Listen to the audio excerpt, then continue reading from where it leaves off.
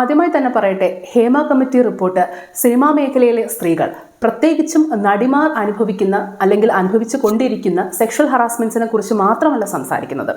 Cinema ഇൻഡസ്ട്രിയിലെ women പ്രൊഫഷണൽസും അതുപോലെ തന്നെ power ഹൈറാർക്കിയിൽ ഏറ്റവും താഴെത്തട്ടിൽ നിൽക്കുന്ന മെയിൽ പ്രൊഫഷണൽസും അനുഭവിക്കുന്ന പ്രശ്നങ്ങളുടെ ഒരു സമഗ്രമായിട്ടുള്ള സ്റ്റഡിയാണ് ഹേമ കമ്മിറ്റി റിപ്പോർട്ട്. അതിനെക്കുറിച്ചാണ് നമ്മളിപ്പോൾ ഡിസ്കസ് ചെയ്യാനും പോകുന്നത്. സോ എന്തെങ്കിലും രണ്ട് ഇക്ലിക്കത്തെ കേൾക്കാം എന്ന ലാഘവത്തോടെ ഇരിക്കുന്നവർക്ക് ഈ വീഡിയോ കാണണമെന്നില്ല. നമസ്കാരം, പുതിയൊരു വീഡിയോയിലേക്ക് സ്വാഗതം. നമ്മൾ ഇന്ന് സംസാരിക്കാൻ പോകുന്നത് ഹേമ കമ്മിറ്റി റിപ്പോർട്ടിലെ പ്രസക്ത ഭാഗങ്ങളും അതിലെ കുറച്ച് പോരായ്മകളുമാണ്. ഇനി എന്താണ് Hema committee report? Government of കേരളയുടെ നിർദ്ദേശപ്രകാരം ജസ്റ്റിസ് കെ ഹേമയുടെ നേതൃത്വത്തിൽ സിനി ആർട്ടിസ്റ്റായ ടി ശാരദയും ശ്രീമതി കെ ബി വത്സലകുമാരി IASഉം അടങ്ങുന്ന എക്സ്പേർട്ട് കമ്മിറ്റി സിനിമാ മേഖലയിലെ സ്ത്രീകൾ അനുഭവിക്കുന്ന പ്രശ്നങ്ങളും അതിനുതകുന്ന പരിഹാരങ്ങളും ചേർത്ത് സമാഹരിച്ച 290ഓളം പേജ് വരുന്ന റിപ്പോർട്ടാണ് Hema committee report. 2017 women in cinema collective അഥവാ WCC മുഖ്യമന്ത്രി പിണറായി വിജയന് സമർപ്പിച്ച പരാതിയിൻ പ്രകാരമാണ് ഈ കമ്മിറ്റി സ്ഥാപിച്ചത്. A huge round of applause to all the women of WCC as well as to the actress Bhavana.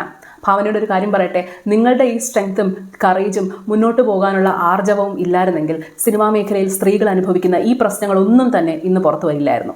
V love you, we admire you. ഇനി റിപ്പോർട്ടിലേക്ക് പോകാം. Report justice K Hema തുടങ്ങുന്നത് തന്നെ ഒരു വലിയ വാർണിംഗ് തന്നുകൊണ്ടാണ്. വളരെ പൊയറ്റിക്കലിയാണ് അദ്ദേഹം അത് എഴുതിയിരിക്കുന്നത്. It goes like this. The sky is full of mysteries with the twinkling stars and the beautiful moon. But scientific investigation revealed that stars do not twinkle, nor does the moon look beautiful. The study therefore cautions, do not trust what you see. Even salt looks like sugar. പറഞ്ഞു വരുന്നത് മിന്നുന്നതൊന്നും പൊന്നല്ല, ഉപ്പ് പോലും കാണാൻ പഞ്ചസാര പോലെയാണ് ഇരിക്കുന്നത്. അതായത് നമ്മൾ ആരാധിക്കുന്ന നായകന്മാർ, വിണ്ണിലെ താരങ്ങളായി നമ്മൾ കൊണ്ടു നടക്കുന്നവർ, മലയാളിയുടെ അഭിമാനമായി നമ്മൾ കൊണ്ടു നടക്കുന്ന ഈ താരങ്ങൾ അക്ഷരാർത്ഥത്തിൽ വില്ലന്മാരാണ്. ജസ്റ്റിസ് കെ ഹേമ ഒരു കാര്യം കൂടെ പറയുന്നുണ്ട്. The glamour of the industry is just an exterior glitter, but hovering over the same are dark clouds of distress and endured agony kept hidden from the outside world. വേറൊന്നുമല്ല, ഈ ഗ്ലാമറും ഗ്ലിറ്ററും എല്ലാം പുറമേ മാത്രം ഉള്ളതാണ്. കാലങ്ങളായി അനുഭവിച്ചു പോരുന്ന വേദനയുടെയും ദുരിതത്തിൻ്റെയും കാർമേഘങ്ങളാണ് ഉള്ളിലുള്ളത്. ഇതാണ് നമ്മുടെ മലയാളം ഫിലിം ഇൻഡസ്ട്രി, നമ്മളെ വളരെ കൊച്ചു മലയാളം ഫിലിം ഇൻഡസ്ട്രി. ഈ നൊമ്പരപ്പെടുത്തുന്ന കഥകൾ സ്ത്രീകളുടെ മാത്രമല്ല, നിശബ്ദരാക്കുന്ന ആണുങ്ങളുടെ കൂടെയാണ്. ഇനി before going into the further details, നമുക്ക് ഒരു കാര്യം കൂടെ സംസാരിക്കാനായിട്ടുണ്ട്. ഹേമ കമ്മിറ്റി റിപ്പോർട്ട് പബ്ലിക് ആകുന്നതിന് മുന്നേ ഇതിൽ സംഭവിച്ച ഒരു പാകപ്പിഴവുണ്ട്. ഗവൺമെൻറ്റിൻ്റെ ഭാഗത്ത് നിന്ന് സംഭവിച്ച ഒരു പാകപ്പിഴവ്. അറിഞ്ഞോ അറിയാതെയോ ആകാം, അത് നമുക്കറിയില്ല. ഞാൻ ആദ്യമേ പറഞ്ഞല്ലോ, ഏതാണ്ട് 290ഓളം പേജാണ് ഹേമ കമ്മിറ്റി റിപ്പോർട്ടിൽ ഉള്ളത്. പക്ഷേ പബ്ലിക്കായിരിക്കുന്നത് അല്ലെങ്കിൽ നമ്മളുടെ കയ്യിൽ കിട്ടിയിരിക്കുന്നത് 233 പേജുകൾ മാത്രമാണ്. ഇരകളാക്കപ്പെട്ട സ്ത്രീകളുടെ സ്വകാര്യതയെ ബാധിക്കും എന്നതിനാൽ സംസ്ഥാന വിവരാവകാശ കമ്മീഷന്റെ നിർദ്ദേശപ്രകാരം ഒഴിവാക്കിയ ഭാഗങ്ങളും കൂടാതെ സംസ്ഥാന സർക്കാർ സ്വമേധയായി ഒഴിവാക്കിയതുമായിട്ടുള്ള ഭാഗങ്ങൾ ഒഴിച്ചു നിർത്തിയാൽ 233 പേജുകൾ മാത്രമാണ് നമുക്ക് കിട്ടിയിരിക്കുന്നത്. പക്ഷേ ഇതിലൊരു ചെറിയ അപാകതയുണ്ട്. സർക്കാരിൻ്റെ ഭാഗത്ത് നിന്ന് സംഭവിച്ച അപാകത അതെന്താണ്? തന്നിരിക്കുന്നത് പ്രകാരം സംസ്ഥാന വിവരാവകാശ കമ്മീഷൻ ഒഴിവാക്കാൻ പറഞ്ഞിരിക്കുന്നത് 96ാമത്തെ പാരഗ്രാഫും അതുപോലെ തന്നെ 81 മുതൽ 100 വരെയുള്ള പേജുകളിൽ ഉൾപ്പെടുന്ന 165 മുതൽ 196 വരെയുള്ള പാരഗ്രാഫുകളുമാണ് ഒഴിവാക്കാൻ പറഞ്ഞിട്ടുള്ളത്. ഇത് 5/7/2024 പ്രകാരം വിവരാവകാശ കമ്മീഷൻ കൊടുക്കുന്ന നിർദ്ദേശമാണ്. ബാക്കി കൊടുക്കരുതെന്ന് തീരുമാനിച്ചിരിക്കുന്നത് കേരള സർക്കാരാണ്. അതായത് നമ്മുടെ ഈ സ്ക്രീനിൽ കാണുന്ന ലിസ്റ്റിൽ 1 മുതൽ 16 വരെയുള്ള സീരിയൽ നമ്പറിൽ 6ാമത് പറഞ്ഞിരിക്കുന്നത് സംസ്ഥാന വിവരാവകാശ കമ്മീഷൻ മാറ്റി നിർത്താൻ പറഞ്ഞിട്ടുള്ള പാരഗ്രാഫുകളാണ്. അതൊഴിച്ചാൽ ബാക്കി 15 എണ്ണവും ഒഴിവാക്കണം എന്ന് തീരുമാനിച്ചത് സ്റ്റേറ്റ് ഗവൺമെൻറ് ആണ്. ശരി, ഒഴിവാക്കണം എന്ന് ഡയറക്റ്റായിട്ട് പറഞ്ഞിട്ടുള്ളതൊക്കെ ഒഴിവാക്കിക്കോട്ടെ, പ്രശ്നമില്ല. പക്ഷെ നമ്മൾ നോക്കിയാൽ ഈ 85ാമത്തെ പേജിന് ശേഷം 97 മുതൽ 107 വരെയുള്ള പാരഗ്രാഫുകൾ പബ്ലിക്കായിട്ടുള്ള ഹേമ കമ്മിറ്റി റിപ്പോർട്ടിൽ ഇല്ല. അതായത് 97 മുതൽ 107 വരെയുള്ള പാരഗ്രാഫ് സംസ്ഥാന സർക്കാരും പുറത്തുവിടരുത് എന്ന് പറഞ്ഞിട്ടില്ല. അതുപോലെ തന്നെ വിവരാവകാശ കമ്മീഷനും പുറത്തുവിടരുതെന്ന് പറഞ്ഞിട്ടില്ല. പക്ഷേ പബ്ലിക് ആക്കിയിരിക്കുന്ന റിപ്പോർട്ടിൽ ഇത്രയും പാരഗ്രാഫുകൾ ഇല്ല. അങ്ങനെയിരിക്കെ 96ാമത്തെ പാരഗ്രാഫിൽ എന്താണ് കൊടുത്തിരിക്കുന്നത് നമുക്ക് നോക്കാം. 96ാമത്തെ പാരഗ്രാഫ് നോക്കിയാൽ വി അണ്ടർസ്റ്റാൻഡ് ദാറ്റ് അതിൽ സെക്ഷൽ ഹറാസ്മെന്റിനെ കുറിച്ചാണ് സംസാരിച്ചിരിക്കുന്നത്. സിനിമയിലെ ഉന്നതരിൽ നിന്ന് സ്ത്രീകൾ പീഡനങ്ങൾ ഏറ്റുവാങ്ങിയിട്ടുണ്ട് എന്ന് ഒരു സംശയവും ഇല്ലാതെയാണ് ഈ പാരഗ്രാഫ് പറയുന്നത്. സോ ഒബ്വിയസ്ലി ഈ 97ാമത്തെ പാരഗ്രാഫ് പറയുന്നത് ഇതിലെ പെർപച്വേറ്റേഴ്സിന്റെ, അബ്യൂസേഴ്സിന്റെ പേര് തന്നെ ആയിരിക്കണം. ഇപ്പോൾ നമ്മൾ ചുറ്റും സംസാരിക്കുന്നത് പവർ ഗ്രൂപ്പ്, സിനിമ മേഖലയിലുള്ള അല്ലെങ്കിൽ അമ്മ അസോസിയേഷനെ അടക്കി വാഴുന്ന പവർ ഗ്രൂപ്പിനെ കുറിച്ചുള്ള വിവരങ്ങളും അവരുടെ പേരും തന്നെ ആവണം 97ാമത്തെ പാരഗ്രാഫിലുള്ളത്. പക്ഷേ പുറത്തുവിട്ട റിപ്പോർട്ടിൽ ഈ പാരഗ്രാഫ്, അതായത് 97 മുതൽ 107 വരെയുള്ള പാരഗ്രാഫ് ഇല്ല. 107ന് ശേഷം കൊടുത്തിരിക്കുന്നത് എൻറ്റയർലി ഡിഫറെൻ്റ് ആയിട്ടുള്ള ഒരു കാര്യമാണ്. ഓക്കെ, ഇത്രയിലാണ് സെക്ഷൽ ഹറാസ്മെന്റിനെ കുറിച്ച് സംസാരിക്കുന്നത്. ഇത് പുറത്തുവിട്ട പബ്ലിക് കോപ്പി ഇല്ല. ഇനി ഈ അപാകതകൾ ഒക്കെ മാറ്റി നിർത്തിയാൽ ഹേമ കമ്മിറ്റി റിപ്പോർട്ടിൽ എന്തൊക്കെയാണ് സംസാരിച്ചിരിക്കുന്നതെന്ന് നമുക്ക് നോക്കാം. ആദ്യമായി സിനിമാ ഇൻഡസ്ട്രിയിലെ സ്ത്രീകളെ അവരുടെ വർക്കിനനുസരിച്ച് 30 കാറ്റഗറീസ് ആയിട്ടാണ് തരംതിരിച്ചിരിക്കുന്നത്. Actress, junior artist, dancers, hair stylist എന്നിങ്ങനെ ഏതാണ്ട് 30ഓളം കാറ്റഗറീസ് ആണ് സിനിമാ മേഖലയിലുള്ളതായിട്ട് കാറ്റഗറൈസ് ചെയ്തിരിക്കുന്നത്. ഈ 30 കാറ്റഗറിയിൽ ഹേമ കമ്മിറ്റി റിപ്പോർട്ടിൽ പ്രധാനമായും സംസാരിച്ചിരിക്കുന്നത് ആക്ടേഴ്സിനെ കുറിച്ചും ജൂനിയർ ആർട്ടിസ്റ്റിനെ കുറിച്ചും മേക്കപ്പ് ആർട്ടിസ്റ്റുകളെ കുറിച്ചും പ്രൊഡ്യൂസേഴ്സിനെ കുറിച്ചും ഡയറക്ടേഴ്സിനെ കുറിച്ചൊക്കെയാണ്. ഇവരുമായി സംസാരിച്ചപ്പോൾ, ഇടപഴകാൻ ശ്രമിച്ചപ്പോൾ ഹേമ കമ്മിറ്റി ഫേസ് ചെയ്ത ഒരു പ്രധാന ഇഷ്യൂ എന്നത് സ്ത്രീകൾ അവർ നേരിട്ട ചൂഷണങ്ങൾ തുറന്നു പറയാൻ മടിക്കുന്നു എന്നുള്ളതാണ്. ജോലി നിഷേധിക്കുക, ശാരീരികമായി ഉപദ്രവിക്കുക, മറ്റു കുടുംബാംഗങ്ങളെ ഉപദ്രവിക്കുക എന്നിങ്ങനെയുള്ള പേടിയുള്ളത് കൊണ്ടാണ് ഇവർ മൊഴി തരാത്തതെന്നും ഇവരുടെ പേടി അസ്ഥാനത്തല്ല എന്നും റിപ്പോർട്ട് തന്നെ പറയുന്നുണ്ട്. ഗുണ്ടകളുടെയും പണക്കൊഴുപ്പിന്റെയും ലഹരി വസ്തുക്കളുടെയും ആണധികാരത്തിന്റെയും ദുർഗന്ധം വമിക്കുന്ന ഒരിടമാണ് മലയാളം ഫിലിം ഇൻഡസ്ട്രി. ഈ ഇൻഡസ്ട്രിയെ കൺട്രോൾ ചെയ്യുന്നത് 10-15 പുരുഷന്മാർ അടങ്ങുന്ന പവർ ഗ്രൂപ്പ് ആണെന്നും ഇവർ പറയുന്നു. ഇനി എന്തുകൊണ്ടാണ് ഇവരെ പവർ ഗ്രൂപ്പ് എന്ന് വിളിക്കുന്നത്? ഈ ഇൻഡസ്ട്രിയെ കൈകാര്യം ചെയ്യുന്നത്, കൺട്രോൾ ചെയ്യുന്നത് 10-15 പുരുഷന്മാർ അടങ്ങുന്ന പവർ ഗ്രൂപ്പ് ആണെന്നും റിപ്പോർട്ട് പറയുന്നു. ഇനി എന്തുകൊണ്ടാണ് ഇവരെ പവർ ഗ്രൂപ്പ് എന്ന് വിളിക്കുന്നത്? ഒന്ന്, they act as a mafia who can do anything to fulfil their whims and fancies. സ്വന്തം താല്പര്യങ്ങൾക്ക് വേണ്ടി എന്തും ചെയ്യാൻ കെൽപ്പുള്ള ഒരു മാഫിയ സംഘമാണ് ഈ പവർ ഗ്രൂപ്പ്. ഇതെൻ്റെ വാക്കുകളല്ല, ഹേമ കമ്മിറ്റി റിപ്പോർട്ടിൻ്റെ വാക്കുകളാണ്. നടന്മാർ, നടിമാർ, ജൂനിയർ ആർട്ടിസ്റ്റുകൾ, എന്തിനേറെ ലൈറ്റ് ബോയെ പോലും അവർ വെറുതെ വിടാറില്ല. ഒരാളുടെ ഫ്യൂച്ചർ റൂയിൻ ചെയ്ത് അവരെ സിനിമാ ഇൻഡസ്ട്രിയിൽ നിന്ന് പുറത്താക്കാൻ കെൽപ്പുള്ളവരാണ് ഈ പവർ ഗ്രൂപ്പിലെ അംഗങ്ങൾ. അമ്മയുമായും ഫെഫ്കയുമായൊക്കെ ചേർന്ന് നമ്മൾ എപ്പോഴും കേട്ടിട്ടുള്ള ഒരു വാക്കാണ് ബാൻ ചെയ്തു. ആ നടനെ ബാൻ ചെയ്തു, ഈ ഡയറക്ടറിനെ ബാൻ ചെയ്തു. ഈ ബാനിങ് എന്നൊരു സംഭവം ഇല്ലീഗലും അൺഓതറൈസ്ഡും ആണെന്നാണ് ഹേമ കമ്മിറ്റി പറയുന്നത്. ഒരാൾക്കും മറ്റൊരാളുടെ ജോലി ചെയ്യാനുള്ള അവകാശത്തെ നിഷേധിക്കാൻ പറ്റില്ല. അത് മാത്രമല്ല, ബാനിങ് എന്നുള്ളത് വളരെ സില്ലി റീസൺസിനാണ് ചെയ്യുന്നത്. പ്രത്യേകിച്ച് ഒരു റീസണും കാണില്ല. മൗത്ത് ടു മൗത്ത് കമ്മ്യൂണിക്കേഷനിലൂടെ അവർക്ക് മറ്റുള്ളവരുടെ ജോലി നിഷേധിക്കാനാകും. ഇനി ഇവർ ബാൻ ചെയ്ത ഏതെങ്കിലും ആളുകളെ ഒരു സിനിമയുടെ ഭാഗമാക്കുകയാണ് എങ്കിൽ തന്നെ ആ സിനിമയ്ക്ക് ഫിലിം ചേംബർ ഓഫ് കൊമേഴ്സിന്റെ നോ ഒബ്ജക്ഷൻ സർട്ടിഫിക്കറ്റ് കിട്ടില്ല. ഇവരത് തടഞ്ഞു വെക്കും. ഇതിനെതിരെ പരാതിപ്പെടാമെന്ന് വെച്ചാൽ ഇവരോട് തന്നെയാണ് പരാതിപ്പെടേണ്ടത്. നീതി എത്രത്തോളം കിട്ടുമെന്ന് നമുക്ക് അപ്പം തന്നെ ഊഹിക്കാമല്ലോ. ഇപ്പം വരുന്ന പുതിയ വാർത്തകൾ അനുസരിച്ച് ഒരുപാട് വർഷം മുന്നേ തന്നെ സ്ത്രീകൾ അവർക്കെതിരെ നടന്ന ചൂഷണങ്ങളെക്കുറിച്ച് കംപ്ലൈൻറ്റ് ചെയ്തിട്ടുണ്ട്. ഈ 2018 ഒരു ആക്ട്രസ് കംപ്ലൈൻറ്റ് ചെയ്തത് അമ്മ ഇപ്പോൾ പറഞ്ഞത് അവർ കേട്ടില്ല എന്നാണ്, അവരത് ശ്രദ്ധിച്ചില്ല, മറന്നുപോയെന്നൊക്കെയാണ് പറയുന്നത്. ഇതിന് പരിഹാരമായി WCC ഒരു ഇന്റേണൽ കംപ്ലൈൻറ്റ് സെല്ല് രൂപീകരിക്കാൻ ആവശ്യപ്പെട്ടിട്ടുണ്ട്. സിനിമയുമായി ബന്ധമില്ലാത്ത ആളുകൾ ഉൾപ്പെട്ടിട്ടുള്ള ഒരു ഇന്റേണൽ കംപ്ലൈൻറ്റ് സെൽ. ഇനി സ്ത്രീകൾ അനുഭവിക്കുന്ന പ്രശ്നങ്ങൾ എന്തൊക്കെയാണ്? ഒന്ന്, സെക്ഷൽ ഡിമാൻഡ്സ്. സിനിമയിൽ ചാൻസ് കിട്ടാൻ വേണ്ടി, പുതിയ സിനിമകളിലേക്ക് വിളിക്കാൻ വേണ്ടി, കമ്മിറ്റ് ചെയ്ത സിനിമയിൽ നിന്ന് പുറത്താക്കാതിരിക്കാൻ വേണ്ടി, സിനിമയിൽ ചാൻസ് കിട്ടാൻ വേണ്ടി സെക്ഷൽ ഡിമാൻഡ്സ് നടത്തുന്നതിനെയാണ് നമ്മൾ കാസ്റ്റിംഗ് കൗച്ച് എന്ന് വിളിക്കുന്നത്, എന്ന ഒരു സൊഫിസ്റ്റിക്കേറ്റഡ് പേരിട്ട് വിളിക്കുന്നത്. പക്ഷെ അതിനെയും നമ്മൾ സെക്ഷൽ അബ്യൂസ് എന്നും സെക്ഷൽ ഹറാസ്മെന്റ് എന്നും തന്നെ എടുത്തു പറയണം. ഇനി സ്ത്രീകൾ അനുഭവിക്കുന്ന സെക്ഷൽ ഹറാസ്മെന്റ്സ് ഇവിടെ തീരുന്നില്ല.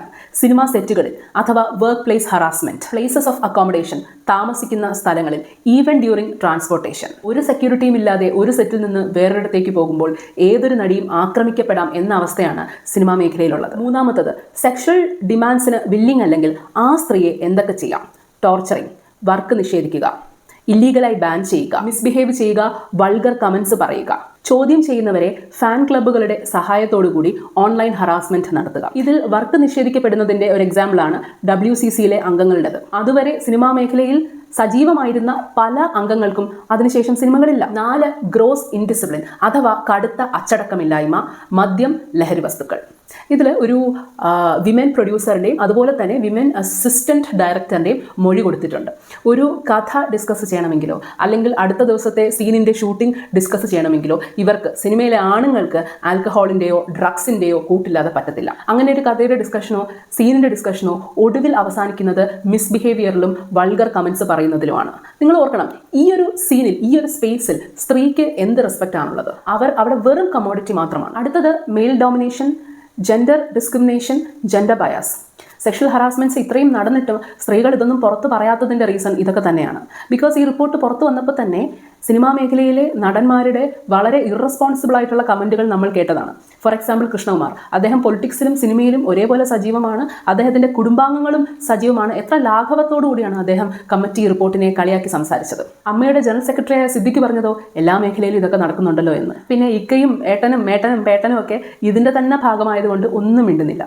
എന്തെങ്കിലും സെൻസിബിൾ ആയിട്ടുള്ള കമൻറ്റ് സംസാരിച്ചത് എനിക്ക് തോന്നുന്നു ജഗദീഷ് മാത്രമാണ്.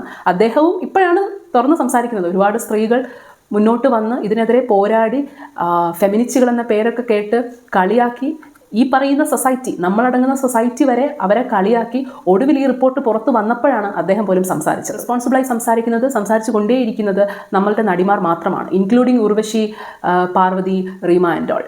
ഇനി 6ാമത്തത് ജെൻഡർ പേ ഗ്യാപ്പ്. പ്രധാനപ്പെട്ട നടനും നടിയും തമ്മിലുള്ള ജെൻഡർ പേ ഗ്യാപ്പ് മാത്രമല്ല ഉള്ളത്, കൊടുക്കാമെന്നേറ്റ പ്രതിഫലം പോലും കൊടുക്കാത്ത ലാക്ക് ഓഫ് കോൺട്രാക്റ്റ് ആണുള്ളത്. അതായത് സിനിമയിൽ അഭിനയിക്കുന്നതിന് മുന്നേ ഇന്ന പൈസ നടന് അല്ലെങ്കിൽ ഇന്ന പൈസ നടിക്ക് കൊടുക്കാം എന്ന ഒരു കോൺട്രാക്റ്റ് ഉണ്ട്. ഇങ്ങനൊരു കോൺട്രാക്റ്റ് മലയാളം സിനിമയിൽ ഇല്ല. അതുകൊണ്ട് തന്നെ കൊടുക്കാമെന്നേറ്റ പൈസ പോലും പലപ്പോഴും കൊടുക്കാറില്ല. ഇവിടെ തീരുന്നില്ല, ഈവൻ ദിവസക്കൂലിക്ക് വർക്ക് ചെയ്യുന്ന ജൂനിയർ ആർട്ടിസ്റ്റുകൾക്ക് പോലും മര്യാദയ്ക്ക് ശമ്പളം കൊടുക്കാറില്ല.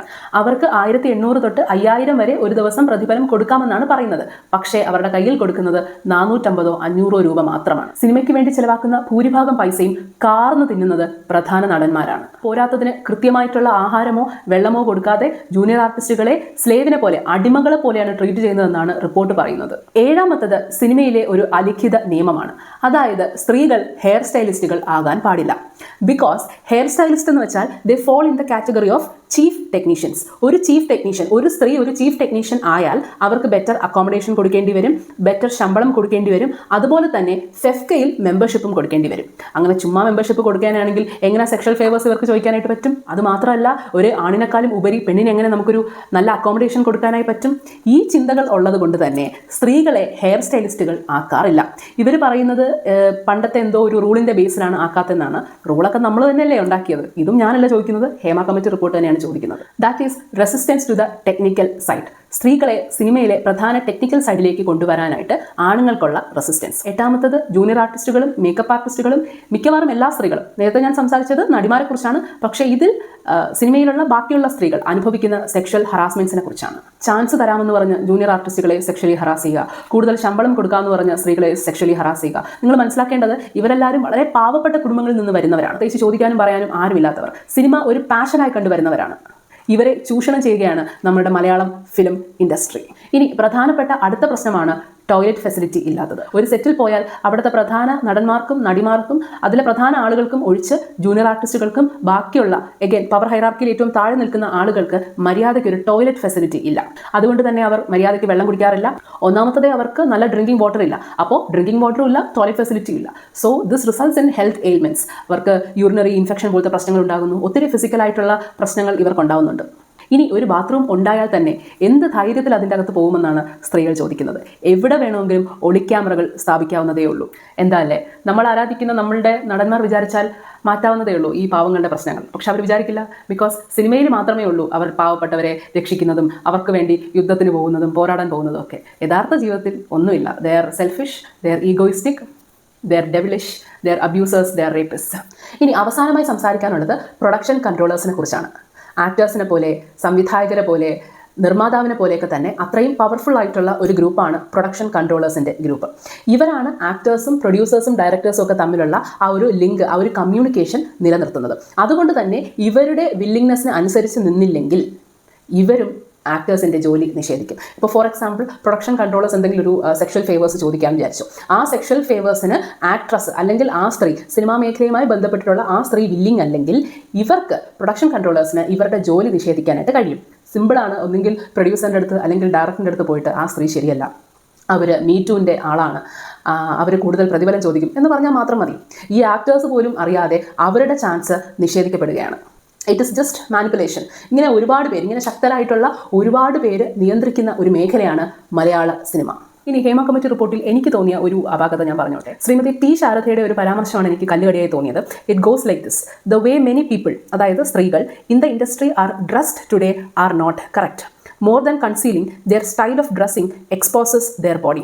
സെക്ഷൽ ഹറാസ്മെൻറ്റിനെ കുറിച്ച് പറയുമ്പോൾ ടി ശാരദ പറയുന്നത് ഇങ്ങനെയാണ്: ഇപ്പോഴത്തെ കാലത്ത് സിനിമാ മേഖലയിലെ സ്ത്രീകൾ ഡ്രസ്സ് ചെയ്തിരിക്കുന്നത് ശരിയല്ല, അത് മറച്ചു വെക്കുന്നതിനേക്കാളും കൂടുതൽ ഇവരെ ഷോ കാണിക്കാൻ അവരവരുടെ ബോഡി പാർട്സ് എക്സ്പോസ് ചെയ്യുകയാണ് ചെയ്യുന്നതെന്ന്. ഞാനൊരു കാര്യം പറയട്ടെ, നമ്മൾ സ്ത്രീകളെക്കുറിച്ചുള്ള അല്ലെങ്കിൽ സ്ത്രീകൾക്ക് എതിരായി നടക്കുന്ന സെക്ഷൽ ഹറാസ്മെൻറ്റ്സിനെ കുറിച്ച് പറയുമ്പോൾ dressing should be the last thing we should say. അതൊട്ടും ശരിയാണെന്ന് എനിക്ക് തോന്നുന്നില്ല.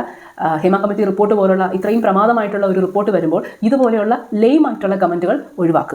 നമുക്ക് കിട്ടിയിട്ടുള്ള 233 പേജുകളിൽ പറഞ്ഞിട്ടുള്ള പ്രധാനപ്പെട്ട പ്രശ്നങ്ങൾ ഇതൊക്കെയാണ്. റിപ്പോർട്ടിൽ തന്നെ പറയുന്നുണ്ട്, സ്ത്രീകൾ പറയുന്ന ഓരോ കഥകൾ കേട്ടാൽ ഞെട്ടിപ്പോവും. ബിക്കോസ് സെക്ഷലി ഹറാസ് ചെയ്ത അതേ പ്രൊഡ്യൂസറിൻ്റെ കൂടെ, അതേ ഡയറക്ടറിൻ്റെ കൂടെ, അതേ ആക്ടറിൻ്റെ കൂടെയാണ് അവർ അടുത്ത ദിവസവും അഭിനയിക്കേണ്ടത്. സിനിമ എന്നൊരു ഇൻട്രസ്റ്റ് ഉള്ളതുകൊണ്ട്, ആ ഒരു പാഷൻ ഉള്ളതുകൊണ്ട് മാത്രമാണ് പലരും ഇവിടെ പിടിച്ചു നിൽക്കുന്നത്. വളരെ ഡിസപ്പോയിന്റഡ് ആയിട്ട് ഹേമ കമ്മിറ്റി റിപ്പോർട്ടിൽ പറഞ്ഞിരിക്കുന്ന ഒരു ലൈൻ ഞാൻ വായിക്കാം. The men in cinema cannot even imagine that it is for the passion for art and acting that a woman comes to the movies. അതായത് സിനിമയിൽ അഭിനയിക്കാനുള്ള ആ ഒരു പാഷൻ, ആ ഒരു കലയോടുള്ള പാഷനും സ്നേഹവും കാരണമാണ് അവർ സിനിമയിലേക്ക് അഭിനയിക്കാൻ വരുന്നത്, സ്ത്രീകൾ സിനിമയിലേക്ക് വരുന്നത് എന്ന് മനസ്സിലാക്കാനുള്ള സാമാന്യ ബുദ്ധി പോലും ആണുങ്ങൾക്ക്, സിനിമാ ഇൻഡസ്ട്രിയിലെ ആണുങ്ങൾക്ക് ഇല്ല. They think that women are here for only fame and money. പൈസയ്ക്കും ഫെയിമിനും വേണ്ടി ഈ സ്ത്രീകൾ എന്തും ചെയ്യും, അവരേത് ആണിൻ്റെ കൂടെയും കിടക്കും എന്നാണ് സിനിമയിലെ പുരുഷന്മാരുടെ വിചാരം. Please like, share and subscribe. മറ്റൊരു വീഡിയോയുമായി കാണാം.